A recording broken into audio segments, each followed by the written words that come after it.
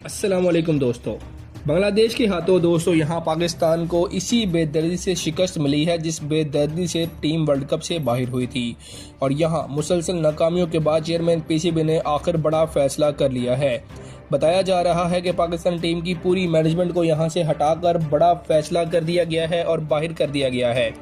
आकिब जावेद अपने पूरे पर्ची पैनल समेत बाहर होने लगे हैं। नया कोच आ रहा है और नए कोच ने आते ही बहुत बड़ी तब्दीलियां कर दी हैं। टीम भी तब्दील कर दी गई है और साफ कह दिया गया है कि अगर मैं रहूंगा तो पूरी पावर के साथ फैसले करूंगा, वरना ये आपकी टीम है, ये आपकी मैनेजमेंट है, मैं जा रहा हूं। जी हाँ दोस्तों, आइए जानते हैं नए कोच ने आते ही कौन सी बड़ी हलचल मचा दी है।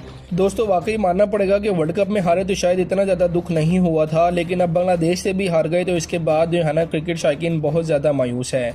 और चेयरमैन ने यहाँ नए कोच शुएब अख्तर को मुकर्रर करने का फैसला किया है और नए कोच ने दोस्तों आते ही अगली सीरीज़ के लिए पाकिस्तानी टीम के 16 रुकनी स्क्वाड का ऐलान भी कर दिया है। आइए जानते हैं अगली सीरीज जो दोस्तों ऑस्ट्रेलिया के खिलाफ है, इसमें कौन से खिलाड़ी नजर आएंगे और किन खिलाड़ियों की टीम से छुट्टी हो चुकी है। तो दोस्तों आपको बताते चलें, पाकिस्तानी टीम ने आगे जाकर 2 सीरीज खेलनी है। एक तरफ 3 T20 मैचेस होंगे और दूसरी तरफ 3 वनडे मैचेस। लेकिन जो पहला स्क्वाड दोस्तों सामने आया है वो T20 के लिए है और इस स्क्वाड से ही आते ही सबको जो है ना चौंका दिया है। सबसे बड़ी बात यह है कि इस दफ़ा कुछ बड़े नाम बाहर हैं। बाबर आजम नज़र नहीं आ रहे, मोहम्मद रिजवान भी शामिल नहीं है, आगा सलमान भी नहीं है और शाहीन शाह अफरीदी भी इस स्क्वाड से बाहर दिखाई दे रहे हैं। मतलब दोस्तों सीधी सी बात यह है कि इस बार कुछ मुख्तलिफ हो रहा है। पुराने सेट पैटर्न को तोड़ा गया है और ये पैगाम दिया गया है कि सिर्फ नाम पर नहीं, परफॉर्मेंस और प्लान पर जगह मिलेगी। तो दोस्तों अब ज़रा उन खिलाड़ियों की बात कर लेते हैं जो इस T20 स्क्वाड का हिस्सा नहीं है। बाबर आजम का बाहर होना यकीनन बहुत बड़ी खबर है क्योंकि पाकिस्तान क्रिकेट में उनका नाम हमेशा मरकज़ में रहा है। रिजवान पहले ही काफ़ी बहस का हिस्सा रहे हैं, इसलिए उनकी गैर मौजूदगी कुछ लोगों के लिए हैरान कुन दोस्तों नहीं है। आगा सलमान जो कप्तानी की बहस में भी थे और वो भी बाहर हो गए हैं। शाहीन अफरीदी जैसे बड़े फास्ट बॉलर का T20 स्क्वाड में ना होना भी अपने आप में वाज़िया इशारा है कि अब फैसले पहले जैसे नहीं होने वाले।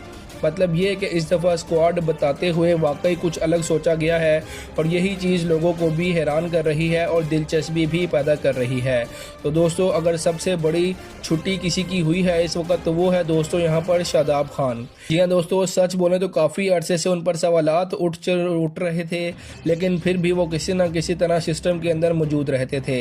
इस बार लग रहा है कि सीधा फैसला हुआ है और पहली फुर्सत में उन्हें बाहर कर दिया गया है। सबको पता है कि उनके बारे में काफ़ी अरसे से ये तासुर चल रहा था कि उन्हें जो है ना ख़ास सपोर्ट हासिल है और शायद इसीलिए वो हर हाल में टीम के आसपास नज़र आते हैं। लेकिन अब जो दोस्तों नया रुख लिया गया है उसमें लग रहा है कि पर्चे वाला सिस्टम अब कमज़ोर होता दिखाई दे रहा है। यही वजह है कि शादाब खान जैसे नाम भी इस बार जो है ना टीम में शामिल नहीं हैं। तो दोस्तों आइए अब आपको उन खिलाड़ियों के बताते हैं जो इस T20 स्क्वाड में शामिल हैं।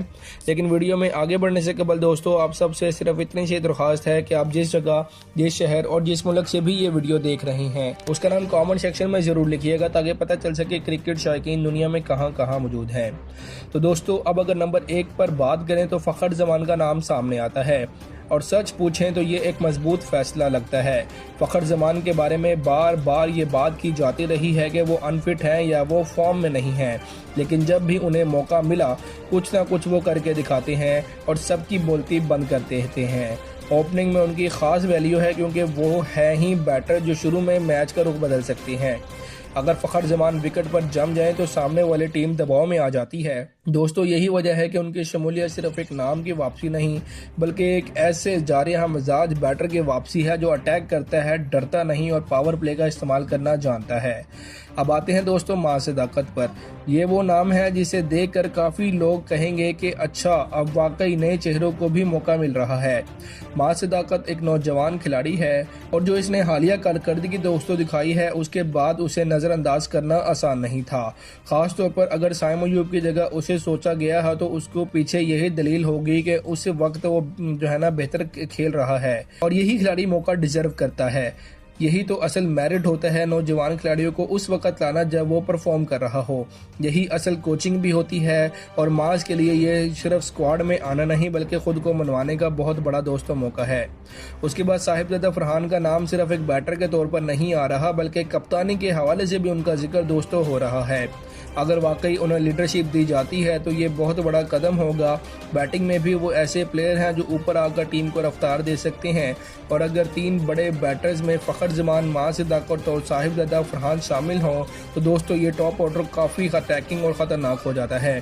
फरहान की खास बात यह है कि वो सिर्फ क्रीज पर रुकने के लिए नहीं आते बल्कि उनके अंदर ये सोच होती है कि मैंने मुखालिफ टीम को फेंटा किस तरह लगाना है। नंबर 4 पर दोस्तों इतनी ज़बरदस्त परफॉर्मेंस देने के बाद यहाँ पर हसन नवाज को दोबारा मौका मिल रहा है। जी हाँ दोस्तों, पाकिस्तान का मिडिल ऑर्डर काफ़ी अरसे से एक्सपोज हो रहा था और बार बार यही लगता था कि जब ऊपर वाले आउट हो जाते हैं तो बीच के ओवर्स में टीम के पास कोई वाजिया प्लान नहीं होता। हसन नवाज ऐसे खिलाड़ी लगते हैं जो इस खला को भरपूर तरीके से फिल कर सकते हैं। आपने देखा अभी नेशनल T20 कप में उन्होंने कितनी ज़बरदस्त परफॉर्मेंस दी, जिसकी बुनियाद पर आखिरकार सिलेक्टर्स को अब होश आ गया है और अब उन्होंने फैसला किया है कि वाकई टैलेंटेड खिलाड़ियों को टीम के अंदर रखा जाएगा। अब्दुल्ला शफीक की वापसी भी दोस्तों बड़ी ख़ास अहम है क्योंकि ये सिर्फ एक खिलाड़ी की वापसी नहीं बल्कि एक परफॉर्मर की बहाली है। काफ़ी अरसे से वो डोमेस्टिक में परफॉर्म कर रहे थे लेकिन मुसलसल सवाल यही था कि उन्हें मौका कब मिलेगा। कुछ लोग कहते थे कि उन्हें पहले मौके मिले हैं, वो फ़ायदा नहीं उठा सके। ये बात अपनी जगह दुरुस्त हो सकती है, लेकिन अगर कोई खिलाड़ी दोबारा डोमेस्टिक में मेहनत करके ऊपर आ रहा हो तो फिर उसे वापस लाना बहुत ज़रूरी होता है, वरना मैरिट का सारा बयानिया कमज़ोर पड़ जाता है। और अब्दुल्ला शफीक का T20 और वनडे दोनों में शामिल होना दोस्तों इस बात का इशारा है कि अब फॉर्म को अहमियत दी जा रही है। अब अगर स्पिन डिपार्टमेंट को देखें तो सुफियान मुकीम, उस्मान तारिक और इब्रार अहमद जैसे दोस्तों नाम सामने आते हैं और सच ये है कि ये स्क्वाड का काफ़ी मजबूत हिस्सा लग रहे हैं। पाकिस्तान के पास इस वक्त स्पिन में ऑप्शंस बहुत ज़्यादा मौजूद हैं और ये खिलाड़ी मुख्तलिफ अंदाज से पिच पर असर डाल सकते हैं। सुफियान मुकीम की वापसी इसलिए अहम है कि वो रिदम में आए तो बैटर्स को बांध देते हैं। उस्मान तारिक और इब्रार अहमद भी ऐसे बॉलर्स हैं जो सिर्फ रन्स रोकने नहीं बल्कि विकेटें लेने की सलाहियत रखते हैं।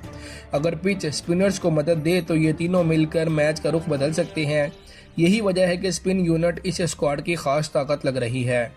इरफान खान नियाज़ी को दोस्तों मौका मिलना भी बहुत अच्छा इशारा है। वो हर जगह परफॉर्म करते आए हैं और उनके अंदर पावर हिटिंग की सलाहियत भी मौजूद है। T20 में ये लाजमी चीज़ है पावर हिटिंग।